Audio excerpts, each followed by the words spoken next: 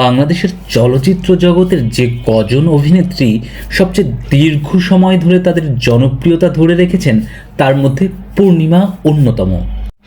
তাকে রসিকতা করে বলা হয়ে থাকে কয়েক প্রজন্মের ক্রাশ। রসিকতা হলেও ব্যাপারটা কিন্তু একদিক দিয়ে সত্যিই বটে।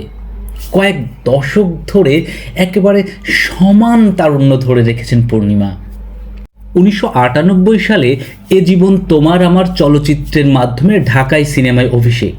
তারপর একের পর এক উপহার দিয়েছেন কালজয়ী এবং দর্শক নন্দিত সিনেমা।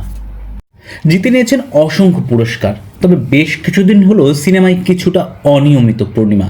তাকে ইদানিং বেশি দেখা যায় অনুষ্ঠান উপস্থাপনায়, আর সেই উপস্থাপনা দিয়েও কিন্তু তিনি ব্যাপক জনপ্রিয় অভিনেত্রী পূর্ণিমার ক্যারিয়ারে এবার যুক্ত হয়েছে একটি নতুন পালক। বাংলাদেশ চলচ্চিত্র সেন্সর বোর্ডের সদস্য হয়েছেন তিনি। দেশে নির্মিত চলচ্চিত্র পর্যবেক্ষণ ও মুক্তির সনদ দেওয়ার জন্য সেন্সর বোর্ডের নতুন কমিটি গঠন করেছে সরকার। 12 মে এক প্রজ্ঞাপনের মাধ্যমে কমিটির সদস্যদের নাম প্রকাশ করেছে তথ্য ও সম্প্রচার মন্ত্রণালয়। সেখানে চেয়ারম্যান হিসেবে থাকছেন তথ্য সচিব। এর বাইরে আরও 14 জন সদস্য রয়েছেন। আর সেই 14 জন সদস্যের মধ্যে সবচেয়ে আলোচিত সদস্য হলেন চিত্রনায়িকা পূর্ণিমা। সেন্সর বোর্ডের সদস্য নির্বাচিত হওয়ার তাৎক্ষণিক প্রতিক্রিয়ায় তিনি এটিকে তার ক্যারিয়ারের বড় অর্জন বলে উল্লেখ করেছেন।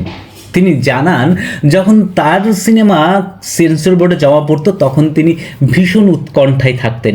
এবার সেই সেন্সর বোর্ডের সদস্য নির্বাচিত হওয়ায় তিনি ভীষণ সম্মানিত বোধ করছেন।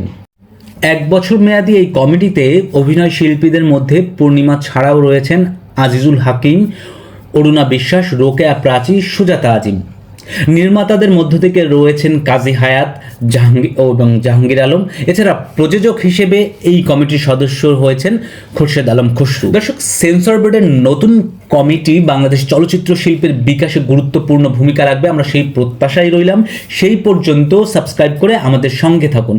আমাদের চ্যানেলটি একেবারেই নতুন, তাই এই সময় আপনাদের সাবস্ক্রাইব আমাদের জন্য অনেক বেশি গুরুত্বপূর্ণ। সাবস্ক্রাইব করে আমাদের উৎসাহিত করুন।